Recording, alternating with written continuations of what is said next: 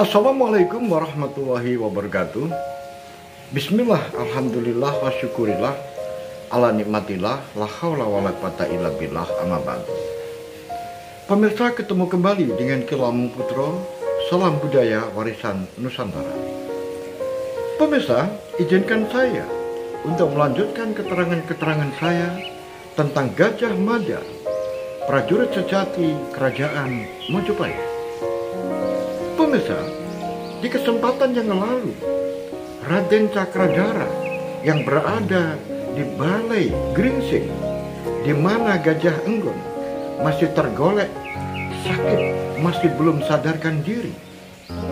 Kemudian Raden Cakradara setelah berbincang-bincang dengan adiknya, yaitu Raden Kudomerto, yang penuh dengan emosi, akhirnya Raden Cakradara tidak menanggapi apa yang telah diucapkan oleh Raden Kudomerto. Oleh sebab itu, karena sudah dipikir Raden Cakradara sudah selesai menunaikan hajatnya untuk melihat Gajah Enggon yang sakit dan menanyakan kabar tentang ada pembunuhan yang ada di Balai Gringsing itu, maka Raden Cakradara kemudian keluar dari Balai Gringsing itu. Sebelum sampai Raden Cakradara keluar, tiba-tiba datanglah Lemutruntung, yaitu seseorang yang tempo lalu diberi tugas untuk menemui pamannya, yaitu Raden Panji Rangsangkumudo, yang kemudian memesan agar bisa bertemu di alun-alun pada waktu tengah hari atau tengah malam. Sekarang Lemutruntung sudah hadir dan langsung menjemput Raden Cakradara yang mau keluar dari pintu Balai Gringsing. Raden, aku datang. Iya, apakah kamu sudah ketemu dengan paman saya? Sudah, Raden. Tetapi Raden, paman Raden tidak mau bertemu di alun-alun tengah malam. Tetapi Raden Panji Rangsangkumudo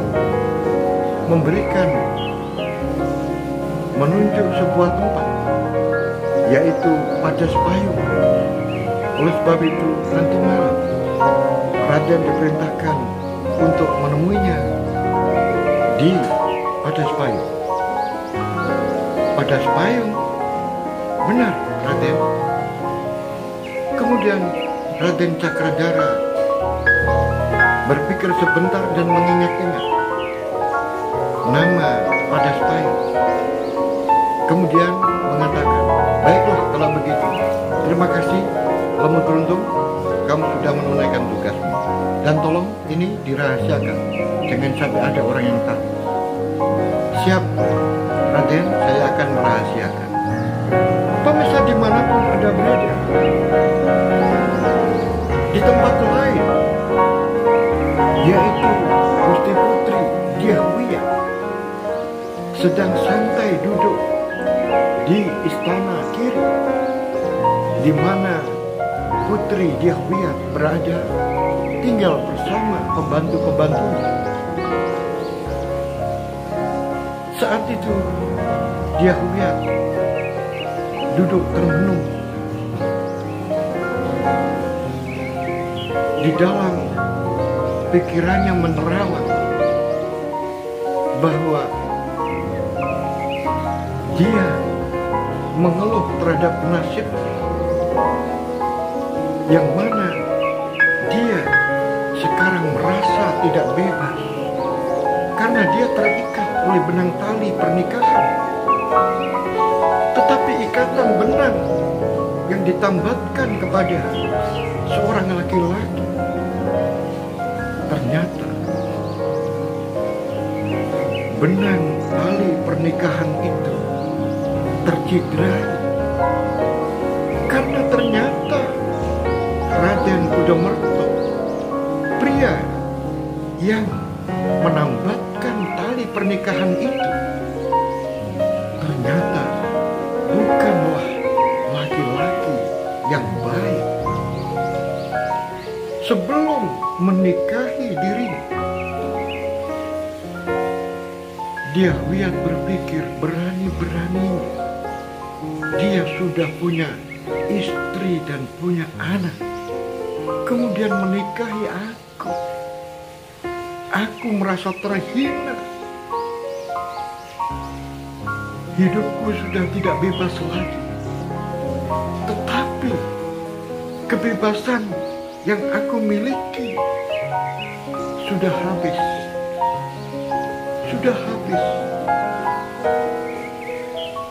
oleh tali pernikahan yang sungguh sangat menyakitkan. Pemirsa dimanapun Anda berada, linangan air mata Dyahwiyat tidak terasa meleleh di pipinya. Hal itu dilihat oleh pembantunya, yaitu Tanjung.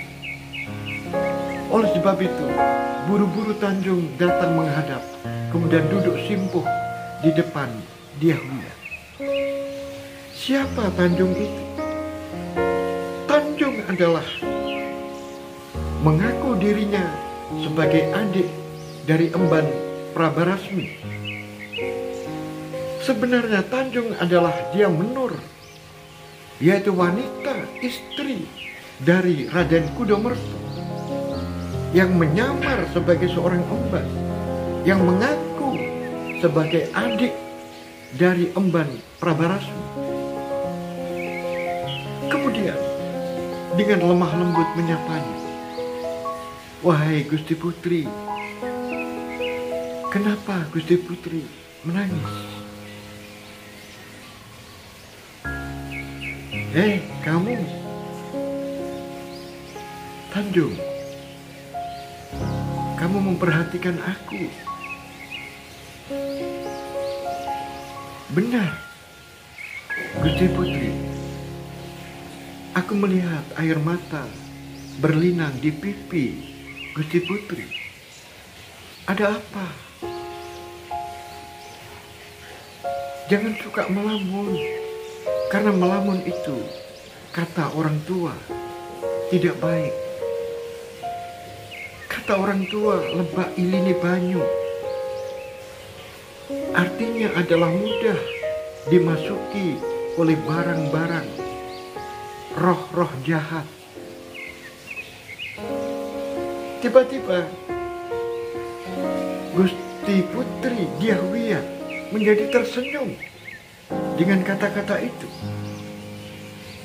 "Hei, kamu Tanjung, pintar sekali kamu. Dari mana kamu dapatkan kata-kata itu? Lebak ilini banyu." Gusti Putri, itu adalah kata-kata dari orang tua. Jadi seorang wanita itu jangan dibiasakan melamun, karena dengan melamun itu pikiran menjadi kosong. Karena kosong, maka air selalu mencari tempat-tempat yang rendah. Lebak itu adalah tempat yang rendah. Ilini banyu, mengalirnya air itu selalu mencari tempat-tempat yang lebih rendah. Oleh sebab itu disebut lebak ilini banyu. Dan itu adalah kiasan, yang artinya adalah itu tadi. Kalau seseorang melamun karena pikirannya kosong, maka kekosongan itu akan dialiri oleh air-air, yang mana air-air itu adalah ibarat dari sesuatu roh-roh yang jahat. Oh begitu, pinter banget kamu. Tanjung, memang kata orang, saya ini pasti dikatakan orang-orang. Pasti aku dikatakan orang-orang itu. Aku adalah orang yang beruntung. Aku dikira dengan harta yang melimpah di istana, tidak kurang satu apapun.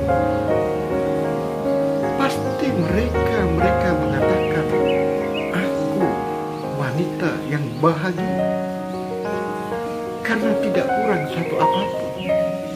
Sandang pangan papan tercukupi, bahkan berlebih.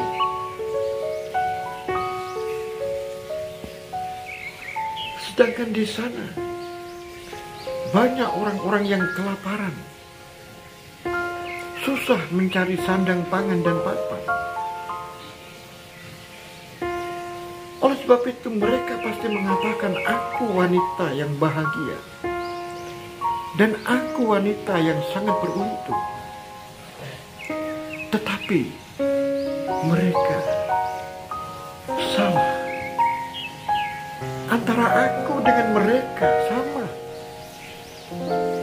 Cuma aku dilahirkan beruntung, berada di tengah-tengah keluarga yang berada. Apapun yang aku inginkan, semuanya terpenuhi. Aku hidup senang, tidak susah. Itu kata mereka. Tetapi mereka tidak tahu, aku pun manusia yang banyak memiliki masalah-masalah sama dengan mereka. Dia juga memiliki masalah, tetapi untuk masalahku, aku yang merasakan. Bagaimana aku tidak sebagai seorang wanita yang merana? Tambatan benang suci pernikahanku dengan Kang Mas Raden Kudomerto.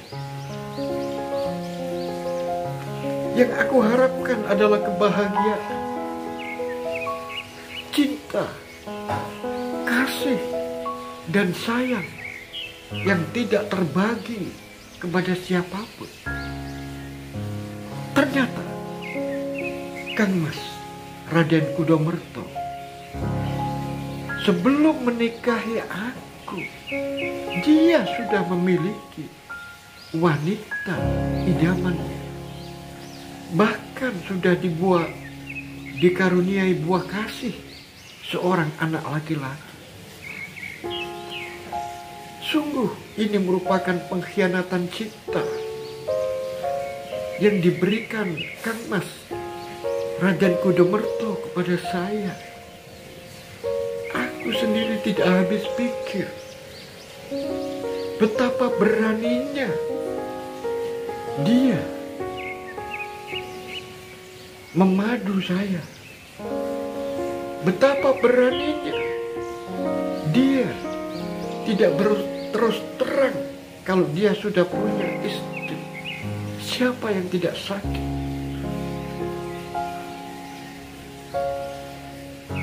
Itulah sebabnya aku setiap hari melamun, memikirkan hal-hal yang terjadi pada diriku. Begitulah Tanjung. Loh, kamu kok menangis? Kenapa? Tanjung yang sejak tadi mendengarkan cerita, kisah Diahwiyah, dia menangis, bercucuran air matanya sampai jatuh ke tanah. Karena Tanjung adalah dia menua, istri pertama dari Raden Kudomerto yang diceritakan oleh Diahwiyah. betapa tidak hancur hatinya. Dia mendengar cerita yang begitu tragis dari putri Yahweh. Dia sendiri merasakan betapa pedih dan sakitnya dikhianati oleh seorang lelaki, ditinggal begitu saja. Setelah madu-madu cinta direnggutnya dan membuahkan buah kasih seorang anak yang tidak ikut merawat, ditinggal begitu saja demi menggapai seorang wanita yang kedudukannya jauh di atas dirinya. Oleh karena itu dia merasakan betapa pedihnya dikhianati seorang lelaki. Akhirnya setelah ditegur oleh Yahweh, Tanjung mengatakan, "Aku sangat sedih Kanjeng Putri mendengar cerita Kanjeng Putri yang sungguh tidak bisa membendung lelehan air mata yang aku miliki. Aku sudah menahan air mata itu, tetapi air mata itu terus mengalir tanpa aku bisa kendalikan. Karena cerita dari Gusti Putri sungguh sangat menyedihkan dan menyentuh hatiku. Ternyata kamu juga memiliki rasa yang sungguh luar biasa. Kamu bisa merasakan cerita orang lain." Benar, Kanjeng Putri, saya juga bisa merasakan apa yang Putri rasakan, apa yang Putri ceritakan. Itulah Tanjung, kamu harus menjaga rahasia ini. Jangan sampai ada yang tahu. Karena nanti kalau kamu tahu, kamu cerita pada emban-emban yang lain, itu akan menjadi gosip di istana kiri ini. Dan itu efeknya tidak baik. Baiklah Gusti Putri, saya akan menyimpan rahasia ini. Tanjung, saya Gusti Putri. Nah, aku sekarang bertanya kepada kamu. Emban Prabarasmi pernah bercerita kepada saya bahwa kamu memiliki suami, tetapi suamimu pergi entah kemana. Benarkah itu? Benar, Kanjeng Putri. Saya dulu hidup di tengah-tengah keluarga yang sederhana. Kemudian aku menemukan cinta seorang laki-laki. Dia sangat menyayangiku. Aku pun demikian. Aku sangat mencintai dirinya. Kemudian terjadilah tali pernikahan. Kiranya kebahagiaan itu tidak begitu lama. Setelah memiliki seorang anak, tiba-tiba dia pergi meninggalkan dengan alasan demi anak dan istri, untuk mencukupi anak dan istri. Maka dia pergi, yang katanya pergi ke laut untuk mencari ikan, untuk ikut menjadi seorang nelayan. Tetapi sampai sekarang kabar beritanya pun tidak pernah hadir, apalagi orangnya tidak pernah datang. Begitulah Kanjeng Putri, aku juga punya masalah sama dengan masalah Kanjeng Putri. Oh, begitu ya. Kemudian siapa laki-laki yang menikahi kamu. Putri, Kang Mas saya itu orang desa yang lahir dari orang biasa. Karena dia itu lahir pada hari Kliwon,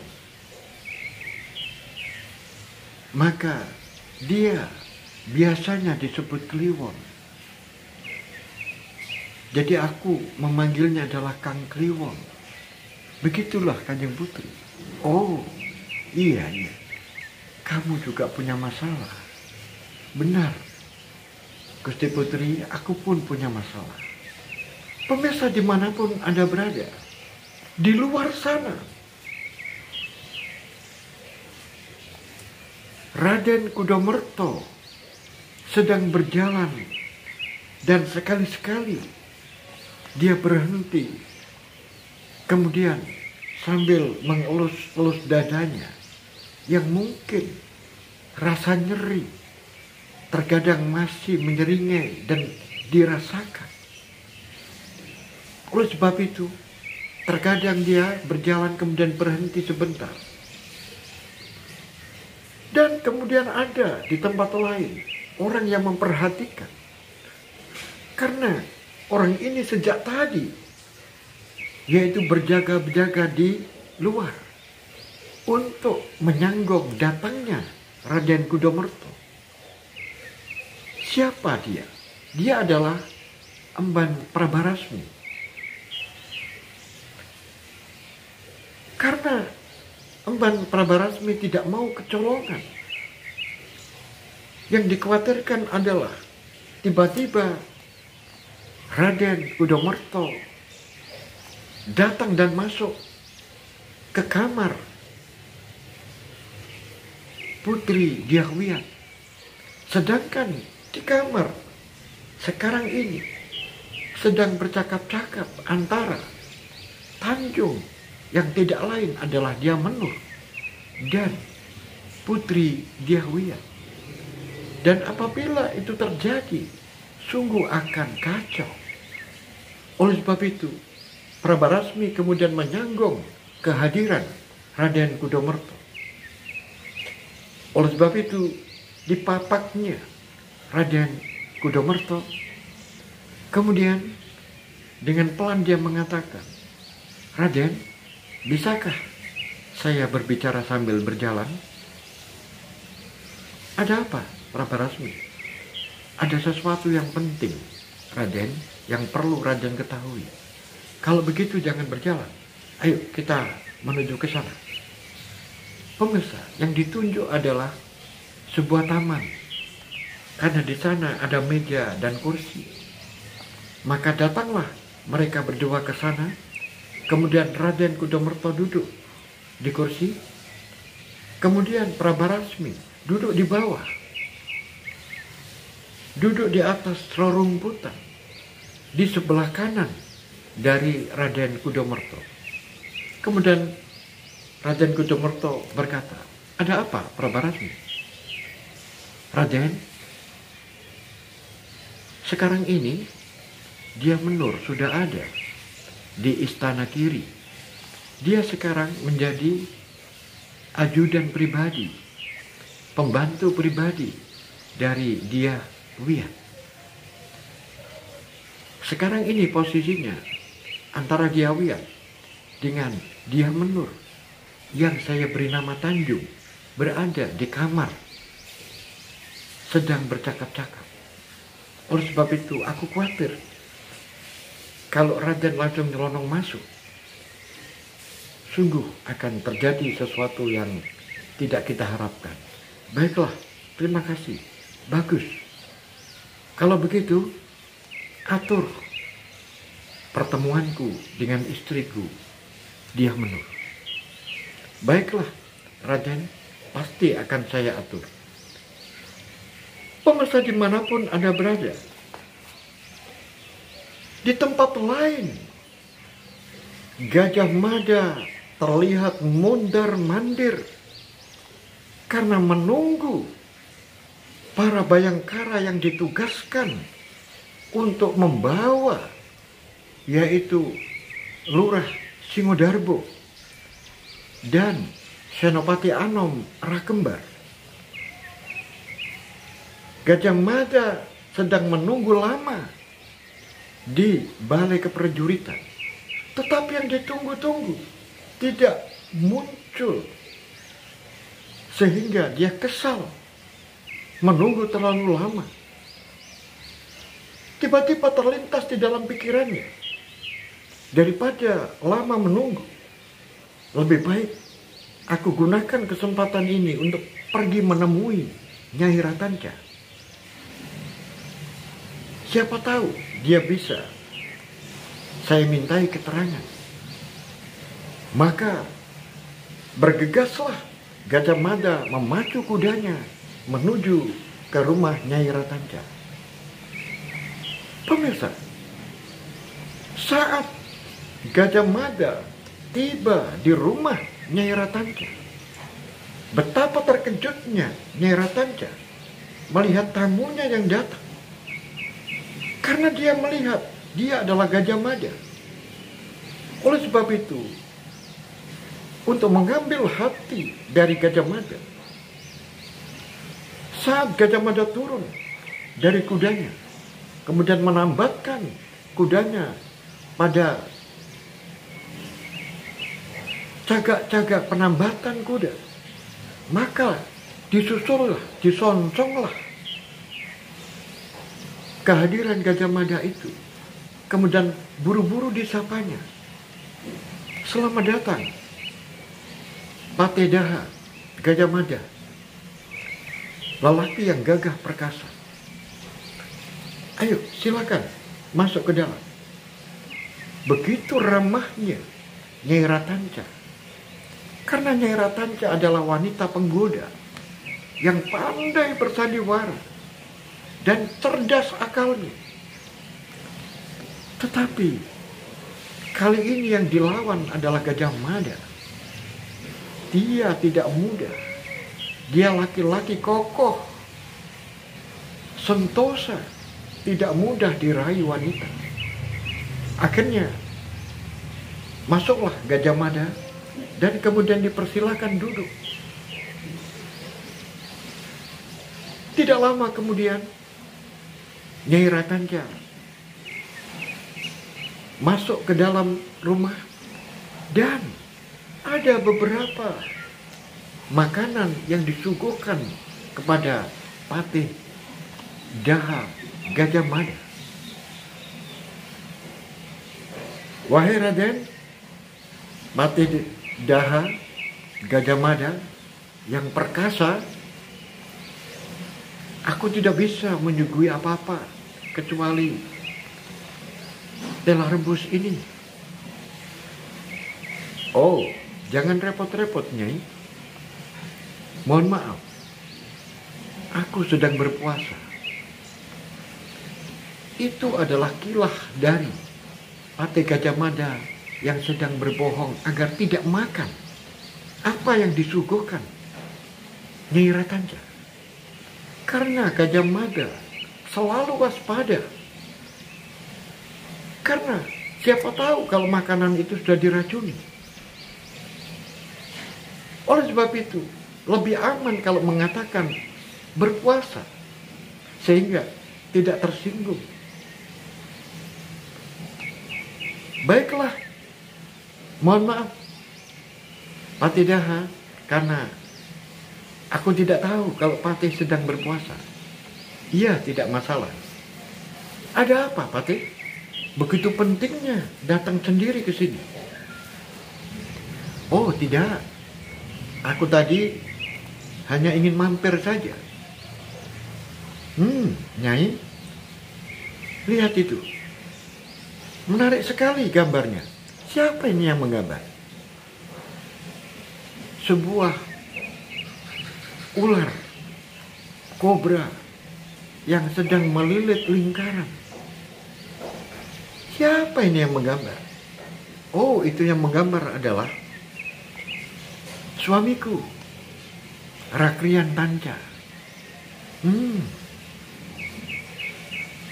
Gajah Mada tahu kalau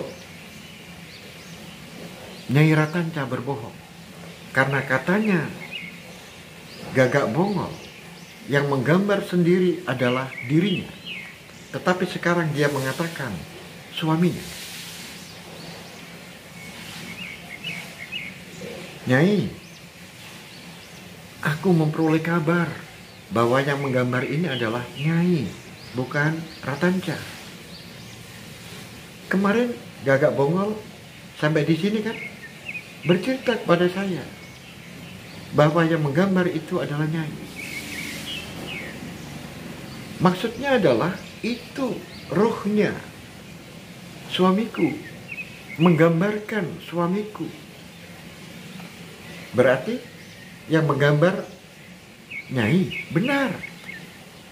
Aku menggambarkan roh dari suamiku. Nah, kalau begitu, apa maksudnya gambar itu? Oh, kalau maksudnya gambar itu seperti yang saya ceritakan pada Gagak Bongol.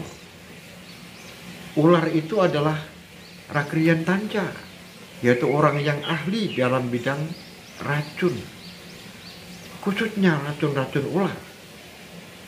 Sedangkan lingkaran itu adalah buah maja, yaitu Majapahit. Nah, kalau begitu artinya apa, Nyai? Itu artinya adalah Ratanca sebagai orang yang ahli bidang pengobatan dan ahli dalam bidang pengolahan racun, yaitu racun-racun ular. Maka dia menguasai Majapahit dengan keahliannya itu, yaitu menguasai pengobatan dan menguasai racun-racun yang ada di kerajaan Majapahit ini. Oh, begitu ya. Itu adalah keterangan Nyai Ratanca yang berbeda dengan saat menjelaskan kepada Gagak Bongol. Baiklah Nyai, bagus sekali gambarnya dan bagus sekali maknanya. Kalau begitu, berarti Nyai tahu tentang seseorang yang namanya Panji Rukmamurti. Duh, Panji Rukmamurti. Oh ya, aku pernah mendengar. Aku pernah mendengar. Tapi apa yang kamu ketahui? Saya tidak tahu apa-apa. Cuma saya pernah mendengar dari suamiku, Ratanca. Sedangkan siapa? Saya tidak tahu. Itu jawaban politis dari Nyai Ratanca yang memang dia seorang aktor dan seorang aktris yang pandai sekali bersandiwara. Tetapi Gajah Mada tidak bisa dibohongi seperti itu. Kemudian,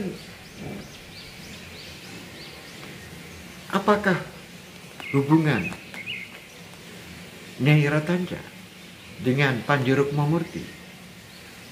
Duh, kan sudah saya katakan, saya tidak tahu siapa Panji Rukmamurti itu, tetapi saya hanya mendengar bahwa dia adalah teman dari Ratanca. Baiklah kalau begitu. Oh iya Nyai, kapan Nyai yang terakhir pergi ke Karangwatu? Karangwatu? Hei Patidaha, kalau kamu ingin bertanya, bertanyalah tentang hal-hal yang aku ketahui. Jangan kamu bertanya tentang hal-hal yang tidak aku ketahui. Bagaimana aku bisa menjawab? Kok kamu tahu kalau aku pergi ke Karangwatu? Karangwatu itu mana? Namanya saja baru mendengar. Apakah kamu tidak tahu kalau Panji Rukmamurti itu berasal dari daerah Karangwatu? Baru kali ini aku mendengar. Berarti Panji Rukmamurti itu temannya suamiku. Sekarang saya baru tahu kalau Panji Rukmamurti itu berasal dari Karangwatu. Luar biasa. Ratanca memiliki seorang istri yang pandai bersandiwara. Oleh sebab itu, pemirsa dimanapun Anda berada, Gajah Mada berpikir tidak terlalu penting berada di tempat ini hanya menghabis-habiskan waktu. Karena orang yang dimintai keterangan ini memang tidak mudah dikoreksi. Dia sangat pemberani dan tidak takut. Dia mencoba untuk bermain-main politik, mencoba untuk bersandiwara, sehingga susah untuk ditanyai tentang sesuatu. Akhirnya Gajah Mada langsung pergi dari rumah itu. Pemirsa dimanapun Anda berada, Gajah Mada langsung memacu kudanya kembali menuju ke balai keprajuritan. Dia sangat keburu-buru. Setelah dia menambatkan kudanya, langsung bertanya kepada prajurit yang ada di sana, apakah Singo Darbo sudah hadir? Dan Riung Samudro juga sudah hadir? Belum, Raden. Kemudian Jayabaya dan Rakembar, apakah sudah hadir? Belum, Raden. Belum lagi prajurit Bayangkara menjelaskan kepada Gajah Mada, maka sudah terdengar tapak kuda yang menuju ke balai keprajuritan. Ternyata dia adalah Riung Samudro bersama dengan Lurah Singodarbo dan Bayangkara Jayabaya. Mereka bertiga kemudian turun dan langsung menghadap kepada Gajah Mada. Apa kabar, adikku Singodarbo? Baik, Kakang. Sehat kamu? Sehat. Ayo, kita ngomong-ngomong sebentar.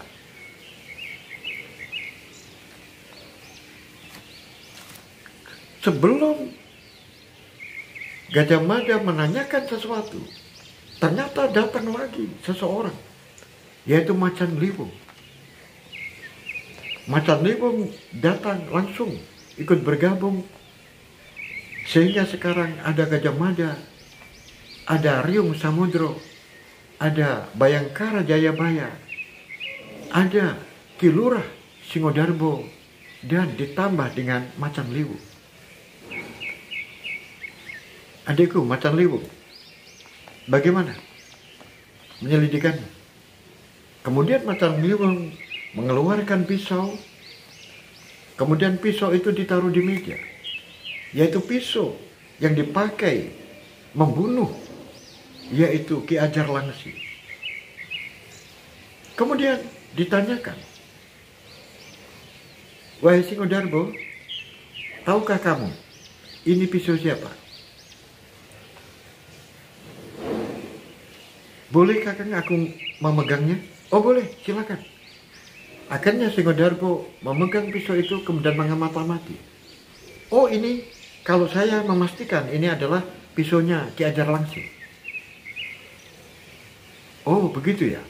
Berarti apa yang ada di dalam pikiran Gajah Mada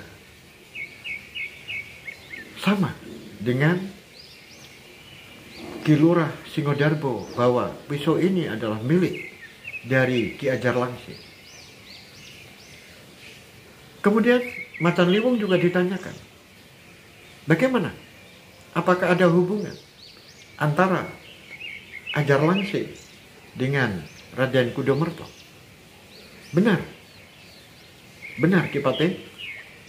Ternyata Ki Ajar Langsi ini adalah sahabat baik dari Raden Kudomerto. Baiklah, kalau begitu, terima kasih adikku, Macan Dewong. Kamu sudah bekerja dengan baik. Sekarang kamu, adikku, Singodarbo. Aku bertanya, tahukah kamu siapa yang membunuh? Yaitu Ki Hajar Langsir.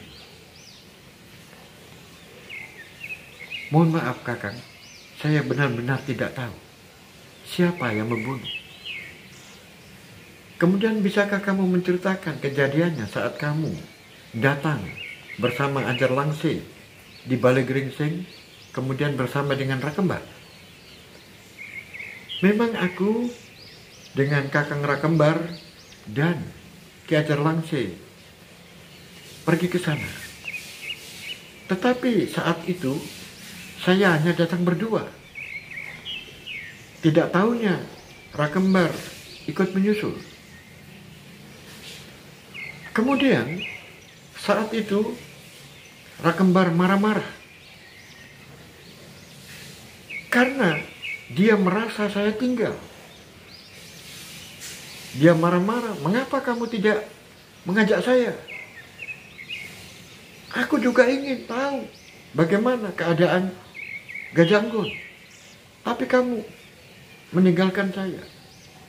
Karena dia kesal dengan kami berdua. Akhirnya dia pergi. Sehingga aku hanya berdua dengan Ki Hajar Langsir, kemudian membiarkan Rakembar itu marah-marah. Karena memang sifatnya dia adalah pemarah. Oh, begitu ya. Kemudian setelah itu apa yang kamu lakukan dengan Ki Hajar Langsir yang sudah ditinggal Rakembar? Kemudian aku berpamitan dengan Ki Hajar Langsir. Aku pergi dulu karena saya menyusul Rakembar, karena saya ingin menjelaskan jangan sampai dia marahnya kelewatan. Karena biasanya kalau dia marahnya kelewatan, cerita-cerita sama orang lain. Nah itu yang saya takutkan. Makanya dia pergi, kemudian saya ikut menyusul. Kemudian saya tinggal Hajar Langsir sendiri. Begitu Raden. Setelah itu saya tidak tahu. Oh, begitu ya. Baiklah kalau begitu. Nah, sekarang Jayabaya. Mana Rakembar? Terlambat Kakang. Terlambat gimana? Ternyata ketika saya datang ke sana, Rakembar sudah berangkat dengan 40 orang pergi ke Karangwatu. Pergi ke Karangwatu? Benar. Duh, apakah dia ikut bergabung dengan orang-orang yang sedang latihan di sana? Apakah dia ikut makar? Tiba-tiba Singodarbo menjawab, oh tidak. Kakang Gajah Mada, jangan salah paham. Rakembar datang ke sana bukan ikut bergabung dengan orang-orang di sana. Dia bukan bagian dari orang-orang di Karangwatu. Kehadiran dia ke sana dengan 40 orang itu adalah menyerbu, memerangi mereka. Karena dia diketahui akan melakukan makar terhadap kerajaan Majapahit. Oleh sebab itu, Rakembar mendahului agar mereka segera dapat ditangkap dan dibawa ke Majapahit dengan tuduhan sedang melakukan makar. Oh begitu ya. Matan Dewong, pergi kamu panggil yaitu pimpinan Sapu Bayu dan pimpinan Jolopati. Lakukan saja dengan Panasonderan agar mereka nanti datang ke sini sendiri. Baiklah, Kanjeng Bate, saya akan melakukan. Oleh sebab itu langsung Matan Liwong melakukan sonderan panah berapi, yaitu meluncurkan panah itu ke atas agar bisa dilihat. Ternyata tidak lama sudah ada jawaban. Sonderan panah berapi yang diluncurkan ke atas oleh macan lewung itu sudah dijawab dengan anak panah yang meluncur ke atas. Itu artinya bahwa pesan yang diberikan kepada Sapu Bayu dan Jolopati sudah ditangkap oleh anggota mereka. Harapannya adalah agar Senopati Haryo Teleng dan Panji Suryo Manduro bisa hadir sekarang juga. Karena ini sudah terlanjur bahwa Rakembar sudah menuju ke Karangwatu dan dia tidak tahu kekuatan sesungguhnya. Dia hanya membawa 40 orang. Dia memiliki ribuan orang. Bagaimana dengan dihadapi 40 orang? Ini kacau banget. Pemirsa dimanapun Anda berada, bagaimanakah kelanjutan dari cerita ini? Apakah benar Gajah Mada akan menyerbu yaitu 2 tempat itu, yaitu Karangwatu? Dan bagaimana nasibnya Rakembar yang sudah mendahului menyerbu ke Karangwatu dengan pasukan hanya 40 orang, dengan prajurit yang 40 orang. Kemudian prajurit-prajurit itu belum tahu tentang kekuatan yang sebenarnya dari musuh yang mau dihadapi. Oleh sebab itu, pemirsa dimanapun Anda berada, bagaimanakah kelanjutan cerita ini? Tunggu kisah selanjutnya. Sampai di sini akhirul kalam. Bila taufiq wal hidayah wal inayah. Assalamualaikum warahmatullahi wabarakatuh.